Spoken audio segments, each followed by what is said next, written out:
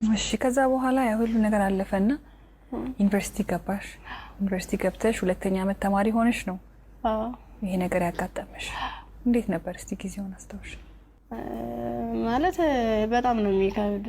3 ሰዓት ላይ ልክ ከላይ ወረ 3 ሰዓት ዘጋብኝ። መመለስ አልፈልግ እንደ ወጣሁኝና የሆነ ይሮራጣሉ ማለት ነው ሰዎች። ስንሄድ በቃ አራ እንደዚህ ተኩስ የተነሳ ማለም ትሄዳላችሁ በቃ በዚህ ሄዱ ነው በዚህና እንትን በሉ እዚያ ካገቡና ሲሉን እኛ በሰዓቱ ተኛን ተቆርቁሮ ነው የመሰለን። እኛ እንደዚህ ለማትረፍ ነው ብለን ተንደርድረን ራሳቸው መኪና ገባን።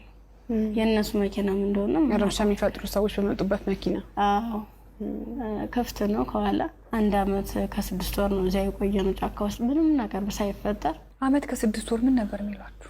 ትጥቅ ነው ልንቀየራችሁ ነው ተጣጣቃላችሁ አለበለዚያ ያሰብነው አለ እሱ እንሰራለን አብረን ምን ይሆናል እያሉ። የት ነበርስ የምታድሩት? እዚህ ውጭ ላይ ነው። ብዙ ጊዜ ዛፍ ነበር እንዲታከልል ተነመለይ ነበር። እዛ በምትሆኑበት ጊዜ በተለይ ለሴቶች አስቸጋሪ ሁኔታ የንጽህና መጠበቂያ ማግኘት ነው። ያንንስ እንዴት ነበር የምታሳልፉት? የምን ንጽህና መጠበቂያ ነው መቀዘም ለንሰናክ ነበር ምንለው።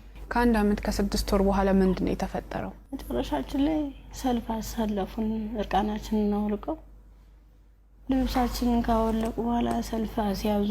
እኔ አጋጣሚ ከ5ኛ አካባቢ ላይ ነበርኩኝ። ግንኙነት ከተደረገ በኋላ እንዲህ ሲጨቀጭቁ ራሱ በፌሮ ሲወጉ አላስታውስም። ደንዝዟል ሰውነት። ምን ያህል ሰው እንደተደረገ ምን እንደተደረገ አላውቅም። በ6ኛ ቀን ስነቃ እንደ ማበላ ነው የሚፈሰው። እሷ ደግሞ አንድ አካል ስለጎደላት ምንድነው አማራጭ የለበስኩትን ልብስ አውልቄ እሷ ነገሮቿን አስሬ ነው ቅፋ እየወተቱ ጀመረ ጀመሩ። እንዳላዝላት አልችላትም። ከዛ አብረን ነው ቆመን ሄደው አንቺን እኮ ትችሻለህ ድምፅ ጥለኝ እንዲሁ ነው ሁለት አካል ስንኩል ማን ይቀበለናል አልኳት።